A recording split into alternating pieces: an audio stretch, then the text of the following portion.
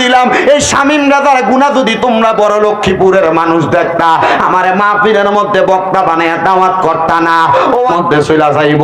আমার দয়াল নবী রহমাতুল লিল আলামিন নবীর প্রখ্যাত হাদিসের বিশারদ মুহাদ্দিসিনে কেরাম ঘোষণা করে, যদিও তুমি জাহান্নামের মধ্যে থাকবা তবে জান্নাতের মধ্যে তোমার বৃক্ষের বাগান থাকার কারণে আমার আল্লাহ তাআলা একবারের জন্য হইলো তোমার জান্নাতের মধ্যে ঢোকার আদেশ প্রদান করব।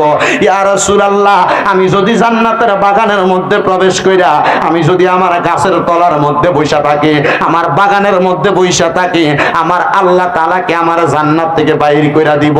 হাদিসের বিশারদগণ বলতেছে, মুহাদ্দিসিনে কেরাম বলতেছে, নারে উম্মতে মুহাম্মদীর দল আমার নবীর উপরে দুরূদ শরীফ আদায় করার কারণে আমার আল্লাহ তোমার জান্নাতের মধ্য থেকে বাহির করবে না। ইয়া রাসূলুল্লাহ, ইয়া হাবিবাল্লাহ, কেন বাহির করবে না?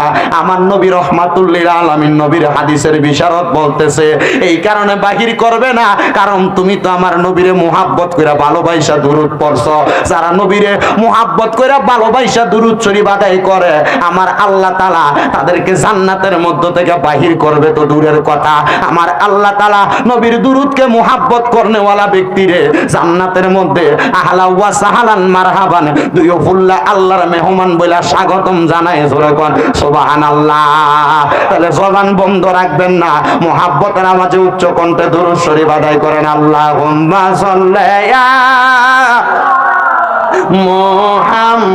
মুহাম্মাদ, আল্লাহুম্মা সাল্লি মুহাম্মাদ ওয়া আলা সাইয়্যিদিনা মুহাম্মাদ ওয়া আলা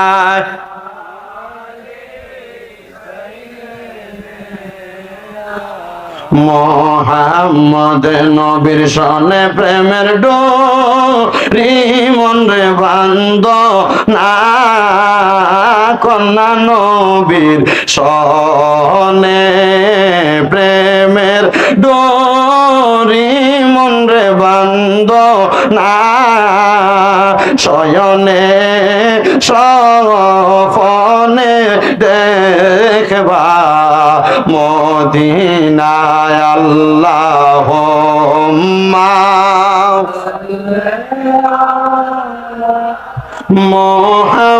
মুহাম্মাদ ওয়া আলা সাইয়্যিদিনা মুহাম্মাদ ওয়া আলা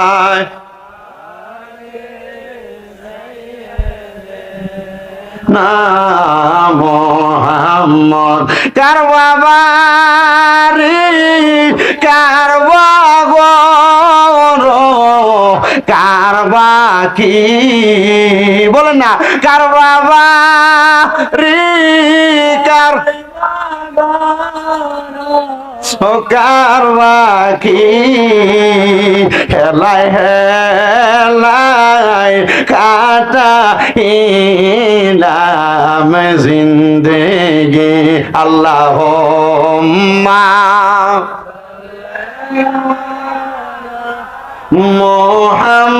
মুহাম্মাদ ওয়া আলা সাইয়্যিদিনা মুহাম্মাদ ওয়া আলা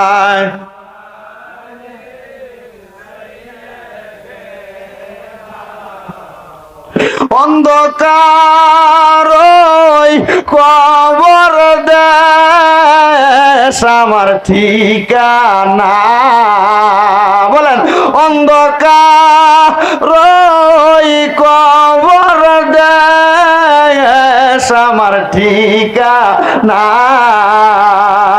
রাইখায় আসবে বন্ধু বান্ধব সব জনায়। আল্লাহুম্মা সাল্লি মুহাম্মাদ ওয়া আলা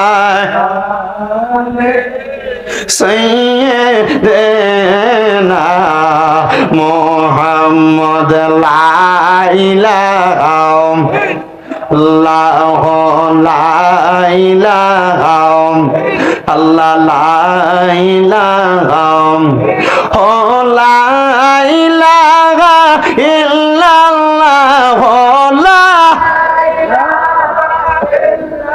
লা ইলাহা ইল্লাল্লাহ লা ইলাহা ও হাসবি রব্বি জাল্লাল্লাহ ফরন মাফি কলবি গায়রুল্লাহ নূর মুহাম্মদ সাল্লাল্লাহ ফরন নূর মুহাম্মদ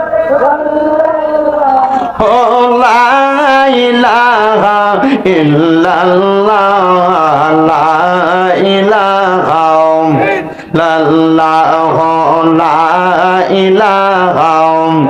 হায়রে অনেক দূরে মদিনা আমরা কেমনে যাব জানি না। বড় লক্ষ্মীপুরের মানুষ মদিনা যাইতে চাই কি চাই না? আল্লাহর দোহাই যারা যারা মদিনা যাইতে চাই ডান হাত তুলে একবার দেখান, আল্লাহ যেন কবুল করে। জোরে কোন আমিন। নারে তাকবীর। ওমা এটা দিয়ে বড়রা বাজার হারন যেত না, একটু জোরে নারে তাকবীর।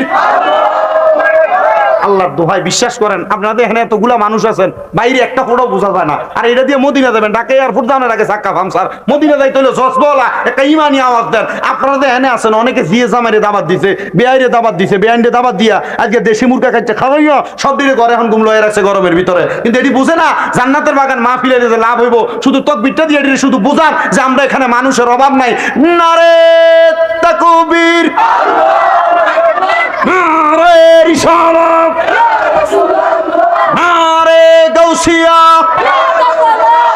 আহলে সুন্নাত ওয়াল জামাত, হযরত চাঁদপুরি শাহ মাদ্রাসা।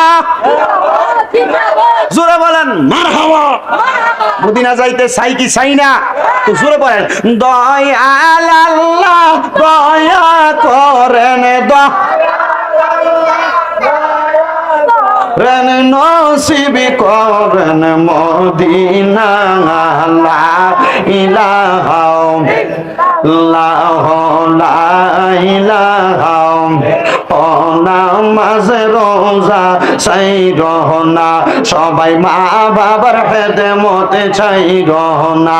বলেন নামাজ রোজা চাই রহনা, সবাই মা বাবার খেদমতে চাই রহনা। আমার নবীর দরুদ বইল না, বলেন নবীর বইল না, আমার নবীও তোমায় ভুলবে না। লা ইলাহা ইল্লাল্লাহ লা ইলাহা ইলাহা ইল্লাল্লাহ মুহাম্মাদুর রাসূলুল্লাহ সাল্লাল্লাহু আলাইহি ওয়াসাল্লাম। আমার এই বড় লক্ষ্মীপুর এলাকার ভাই বাবারা, বন্ধুরা গো, ও পর্দার অন্তরালের মা বোনেরা, জানি না গো মা আজকের জান্নাতের বাগানটা কার জন্য জানি, জীবনের শেষ জান্নাতের বাগান মাহফিল। ও মুরব্বী বাবারা, আজকের মাহফিলটা জানি না কার জন্য জানি শেষ মাহফিল হয়ে গেছে। আমার যুবক ভাইরা গো, জানি না কার জন্য জানি মাহফিল শেষ মাহফিল। তোমার মতো কত যুবক, তোমার মতো কত মুরব্বীরা, তোমরার মতো কত মা বোনেরা জানি বড় লক্ষ্মীপুরের গোরস্থানের মধ্যে মুর্দানা শুয়া শুয়া রইছে। আমার আল্লাহর দরবারে লাখ লাখ শুকরিয়া আদায় করি। আল্লাহ, আমরা তো জীবনে অনেক গুনাহ করলাম, আমরার গুনার খবর আমরার মা বাবা আত্মীয় স্বজন কেউ জানে না। ও মুরব্বীরা, একটাবার চিন্তা করেন, আপনার জীবনের গুনাহ যদি আপনার সন্তান দেখতো, আপনি বাপরে কিন্তু বাপ বইলা পরিচয় দিত না। একটাবার চিন্তা করো গো পর্দার অন্তরালের মা বোনেরা, তোমার জীবনের গুনাহ যদি তোমাদের স্বামী দেখতো, সন্তান দেখতো, মা বইলা পরিচয় দিত না। আর সবার কথা বাদ দিলাম, এই স্বামীরা যারা গুনাহ যদি তোমরা বড় লক্ষ্মীপুরের মানুষ দেখতো, দেখতা, আমারে মাহফিলের মধ্যে বক্তা বানায়া দাওয়াত করতা না। ও আল্লাহ, আমরা তো গুনাহগার বান্দা, আমরার গুনার খবরটা আপনি সব চাইতে বেশি জানেন। আমরা গোপনে গোপনে গুনাহ করছি, আমরা লুকিয়ে লুকিয়ে গুনাহ করছি, আমরার গুনার খবর কেউ জানে না। তুমি আল্লাহ তাআলা তো সব চাইতে বেশি জানো। আমার আল্লাহ কয়, বান্দা গুনাহ করেছো, আমি আল্লাহ তো ঘোষণা করলাম লা তাকুনাতু মির রাহমাতিল্লাহ, আমি আল্লাহর রহমত থেকে তোমরা নিরাশ হইও না। ইন্নাল্লাহা ইয়াগফিরুয যুনুবা জামিআ, নিশ্চয়ই তিনি আল্লাহ যিনি ক্ষমাশীল এবং দয়ালু।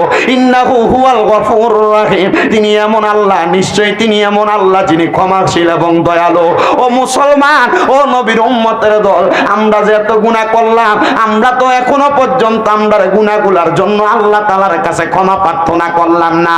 তোমরা কি জানো তিরমিজি শরীফের মধ্যে একটা হাদিস ঘোষণা, আল্লাহর নবী রাহমাতুল লিল আলামিন নবী জানায়া দেয়, দুনিয়ার জমিনের মধ্যে একটা বড়ই গাছের মধ্যে যখন পাতাগুলা শুকায়া যায়, গাছের নিচে ধরলে যেমন ভাবে শুকনা গাছের পাতাগুলা ঝইরা ঝইরা পইরা যায়, আল্লাহর কোন বান্দা যখন গুনাহ করার পরে বান্দাটার কলবের মধ্যে গুনাহগুলা যখন জড়ো হইয়া যায়, ওই বান্দা গাছে লাড়া দিলে যেমন ভাবে গাছের শুকনা পাতাগুলা ঝইরা পইরা যায়, বান্দা গুনাহগুলা করার কারণে আল্লাহ তাআলার যখন গুনাহ মাফের আশায় আল্লাহ বলে তার কলবে একটা লাড়া দেয়, ওই বান্দার জীবনের গুনাহগুলা ঝইরা ঝইরা পইরা যায়। মনিব,